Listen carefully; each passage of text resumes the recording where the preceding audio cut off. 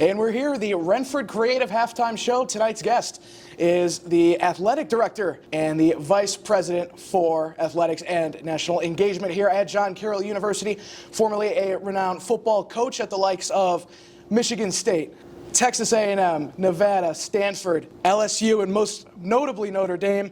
You've coached with so many great people. You have coached so many great players and everything, and I'm finally here. It is a great pleasure to welcome Brian Polian to the halftime show. Coach, thank you so much for joining me. It's a pleasure to be here. Awesome. And just going to start with the baseline. How did you get to where you are today, from football coach to a more administrative position? That's a long and winding road. I think, like everybody else, you reach a point in your career where you have to reprioritize a little bit. And I just, after 25 years of traveling all over the country and recruiting and working, 315, 20 days a year, just decided that I wanted to focus a little bit more on my family and slow things down just a little bit.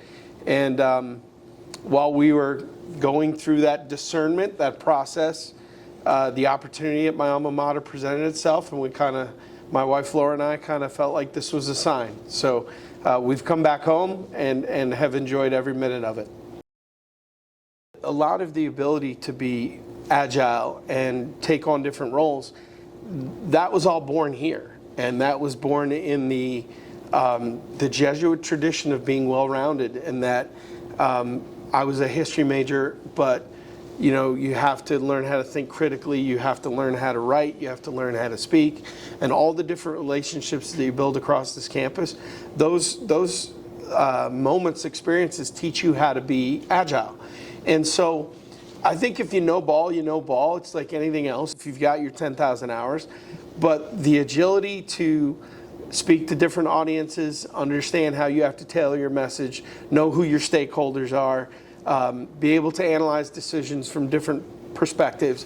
Those were lessons that I learned all the way back here, and just like any other professional, you grow and you develop and you learn how to put those things into play. I'm really proud of the fact that I've been a head coach, an associate head coach, special teams, coached offense, coached defense, now in administrative roles at LSU and here at Carroll. I'm proud that I had the agility to do that, and to be honest with you, it was born on this campus. Awesome. And I guess when that athletic director spot opened up, what was going through your mind of you and your family and everything? It's like, do I take this job? Yeah. Look, if we're being frank, there was a judgment, there was a value judgment to be made. Was I prepared to walk away from the SEC, but put my family in a much better situation? My children, I have a 15-year-old son that's moved 7 times. Yeah. That's hard. And if you'd ask my children, where are you from? They couldn't give you a hometown because we've moved them around so much. So my wife Laura and I just decided that we wanted to prioritize family, and that we wanted to come and put roots down and let these children grow up in one place and have stability in school, stability in friends, stability in the extracurriculars, and that I would come back here and try to serve at my alma mater and do that and hopefully make things better. I mean, we have such high profile alums from all the different sports. And then it's to try to help our student athletes and our students in general understand that we need to stop apologizing for being Carroll. Like, I wonder sometimes why a 40-year-old graduate feels more pride than a 22-year-old senior. And I think the 40-year-old graduate often understands, they look back and say, boy, that place was pretty cool. I want the 22-year-old senior to feel that right now. I want them to go to Columbus and Cincinnati and Chicago and Buffalo and Pittsburgh and New York City and wear our logo and wear it proudly. And when people say, what's that? Tell me about that place, that we brag about our place, because it's awesome.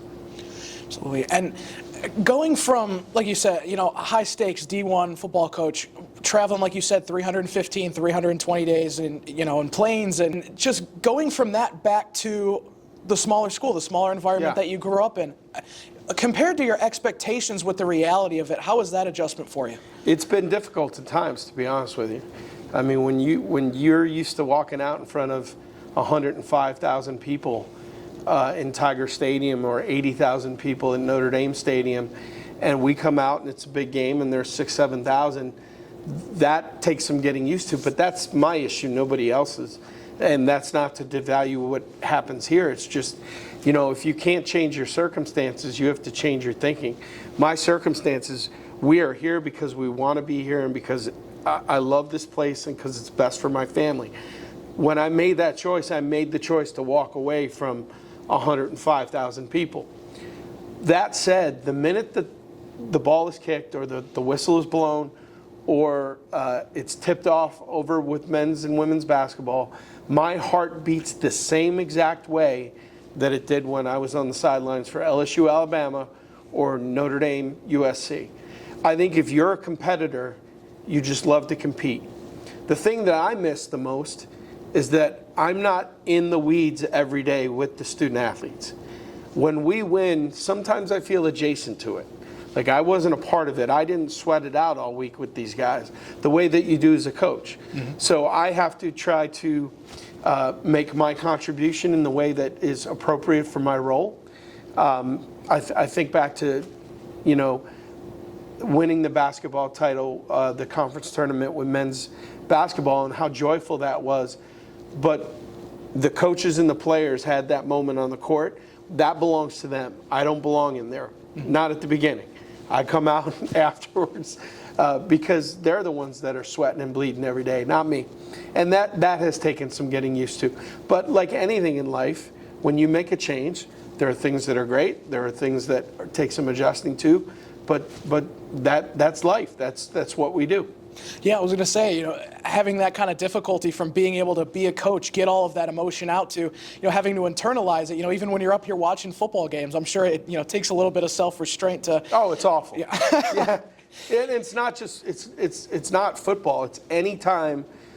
When I was coaching football, I felt stressed 14 times a year, right? Like, you know, you'd play 12 games, the bowl, whatever. Now, every time I come and watch any one of our teams compete, I feel that quickening of the pulse and the stress level because I want every team that wears our colors to win. Men, women, doesn't matter. I mean, I'm here to support everybody and I'm invested in their success. And I react the same way at a football game that I do a volleyball game, that I do women's soccer. And that too is part of the joy of this, is that I get to be invested in all these teams instead of just one program. Of course, and building off of your administrative role, you know, you've been here for 1 year and you already have that vice president title. You already have that national engagement next to your name. And you came in at the right time. You know, the school's been trying to expand for a while now, and I guess they needed that individual to kind of push them through. And I feel like you've been filling that role. And one of the primary things, obviously, you know, if our viewers have been living under a rock with the conclusion of this academic year, we're moving to the North Coast Athletic Conference. Yes. And obviously you spearheaded that in a lot of ways. And it's a huge change. It was, to many people, a controversial change. So I mean, take me through your head of making that decision and the school's reception, and I guess how you built off of that. Well, first of all, I want people to know that we were recruited. We weren't out there seeking an alternative placement. That the North Coast Athletic Conference sought us out and recruited us, and for a lot of good reasons. I mean, our brand has a lot of strength. No one sport was weighed in the equation. We just came to the conclusion that institutionally it put us in the best position of strength. If we want to be a national institution, if we want half of our student body to come from outside of the state of Ohio, if we want to get 10,000 applications, we can't be associated with regional schools.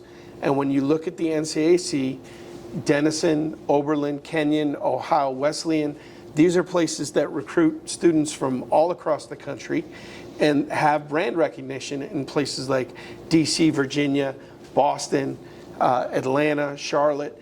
Like, we can't just recruit from Ohio anymore and Pittsburgh and Buffalo. It's just not going to work. So we need to be associated with people that do what we want to do. just closing out, obviously, you're taking up a brand new role. You've got some new people to work with this coming year. And, I mean, excitement for a lot of different sports is all-time high, especially for men's soccer, our 60th year for the program. What are you looking forward to the most in your new role and with, I guess, a fresh calendar for every athletic program here at John Carroll? With a new year, hope springs eternal for everybody.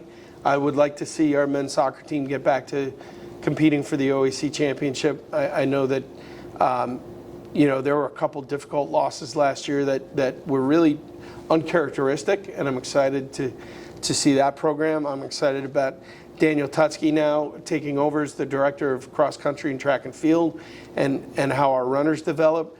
Obviously, men's basketball is on a heater right now, and we'd like to keep it that way. Right behind us is the brand new baseball and softball facility that will be finished within a month, where we're going to have a state-of-the-art facility now for both programs. There's just a lot of really great things happening on this campus. And most of all, I'm excited about our largest enrolling freshman class in 5 or 6 years. When a lot of schools like us right now are curled up and holding on and hoping to survive, we are growing. And I'm really proud of that. And our leadership and everybody involved here is doing a hell of a job. And if this was a stock, you'd say buy it now because it's going up.